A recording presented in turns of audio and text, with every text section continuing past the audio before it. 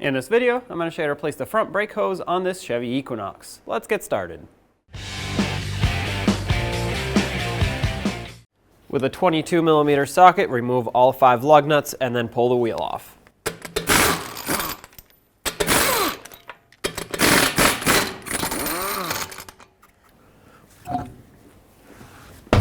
Because this is the old brake hose that we are, of course, discarding, I'm going to pinch it off with some pliers. These are hose crimping pliers. They're made for this purpose. If you don't have these, you could just use locking pliers, and this will restrict the flow of brake fluid while we work. Take an 11mm socket with a collection bucket underneath, remove the banjo bolt. Brake fluid will come out at this point.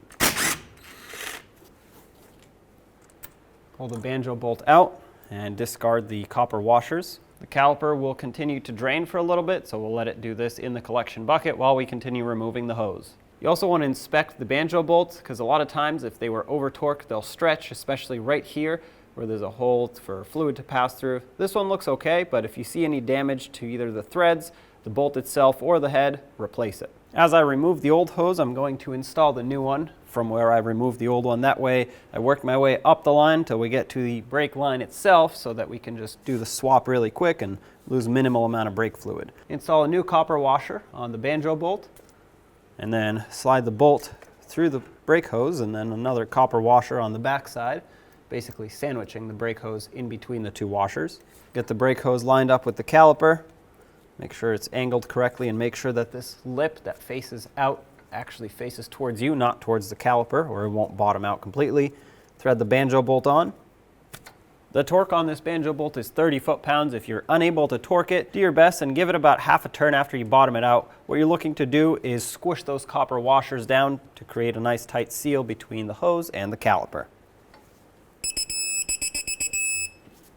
There we go. That was almost half a turn. Unclip the ABS wire from the brake hose.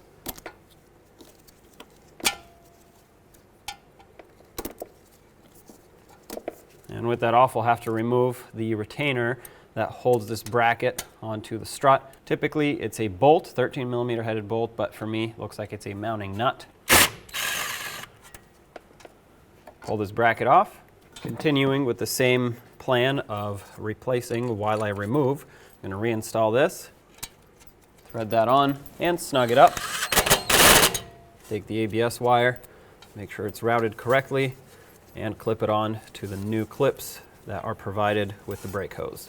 You're going to want to use a 13mm flare nut wrench or line wrench to break this fitting free. As you break it free, you want to make sure the line doesn't spin with it. And just keep in mind at this point we will have fluid coming out as soon as this gets loosened up. What you see here is rust penetrant. I sprayed it down. It's a good idea to do that. A lot of times what happens is the line seizes onto the fitting, and then you have to just work it back and forth with some rust penetrant to break these free.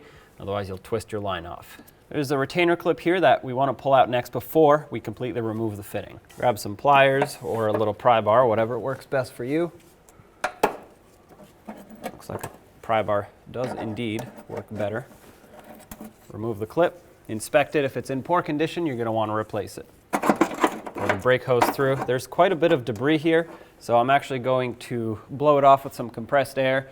I don't want it getting in the new brake hose when I stick it up into the hole.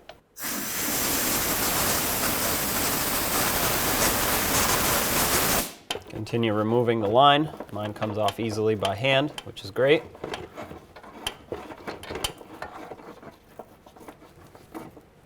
There it is. Stick the new hose in and thread the fitting on. Make sure it threads on nice and smooth. You don't want it cross-threading. At this point, grab your wrench again and snug it up. It's a lot easier to use an open-ended wrench at this point, which you can do until it's time to actually tighten it down. You'll notice I'm holding the hose, not only so it doesn't spin, but so that it can stay mounted in this bracket. There's a cutout for it, so if you put it in sideways, it won't go in, but if you line it up, it'll pop right in and stay locked in, so you can easily tighten it.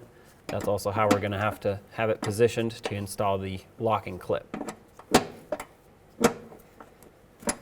Yeah, that's bottomed out and slightly snugged. I'm going to install the clip next, just so I can secure the line and the hose in place. Slide it in, tap it in all the way. Now grab that flare nut wrench again and give this a nice quick snug. You want to go about an 1/8 to a 1/4 turn after it bottoms out. That's perfect right there. The brake hose is installed, so now let's bleed the air out of it. To bleed these brakes, we're going to have to pop the bleeder screw cover off so we can open it and let air and fluid flow through it. Use a 10mm wrench, break this free. There we go. And this is called a gravity bleed. What we're going to do is just let gravity pull the fluid down into the caliper and through the brake line or brake hose. Once you have a steady trickle of fluid coming through that bleeder screw and no more air bubbles, you should be good to go and the brake pedal should feel nice and firm. If it does not, perform a full manual brake bleed, which you'll see at the end of the video how to do, because that means there's still air stuck in the system and you need to get that air out. Clean off the area with some brake parts cleaner once you're done bleeding. Don't forget to put back the bleeder screw cap. Let's get the wheel back on. Put on all 5 of your lug nuts, snug them up in a cross pattern, and torque them also in a cross pattern to 140 foot-pounds.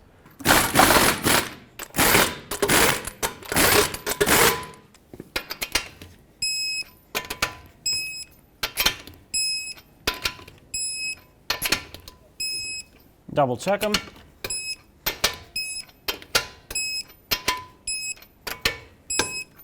There you have it, job is done. With the hood open, you'll find your brake master cylinder tucked right by the firewall next to this battery junction box in between the engine cover and that right here. I'm going to take a rag and just wipe off any dust that might be on here. Mine looks like it's actually fairly clean, so I'm not too worried about it. I'm going to remove the cap. It'll say .3 on it. That's the type of brake fluid you need, so you have to make sure you have .3 brake fluid on hand. And I like to extract the brake fluid that's in here so I can start with fresh brake fluid being pulled through the lines into the calipers. Having said that, you can use a turkey baster, a fluid extractor pump, anything you have that will remove old fluid. I'm going to use a vacuum pump with a hose that I can stick down in there and just pull all the fluid out.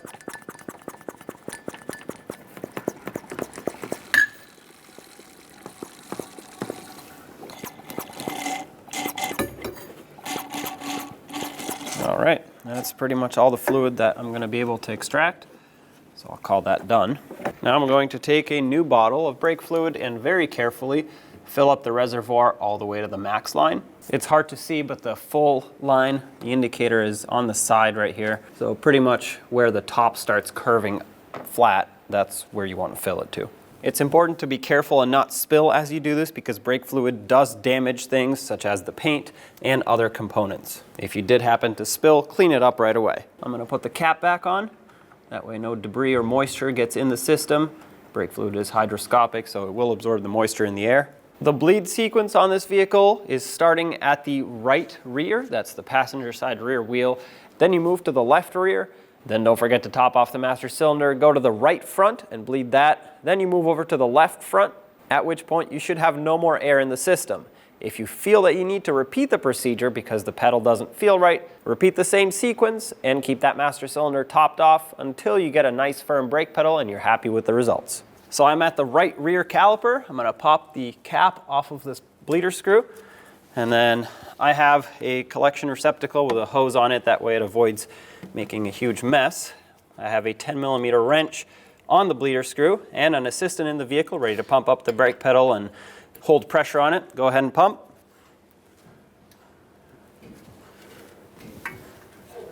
All right, they're holding, so I have my wrench on. I'm going to put this hose over and crack the bleeder screw open.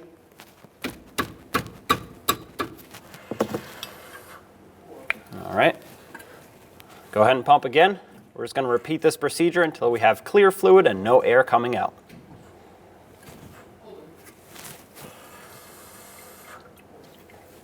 Go again.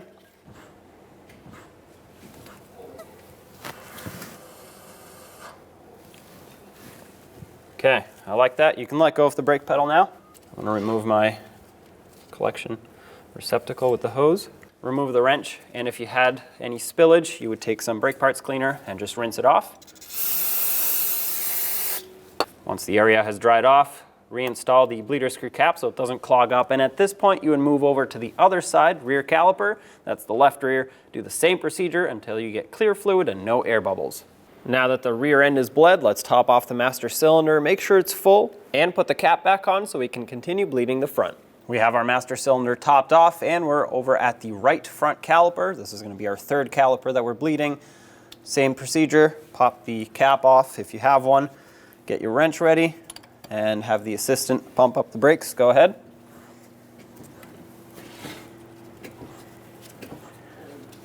I'm going to put my hose on. They're holding pressure, so I'll crack this free. There we go. Go again.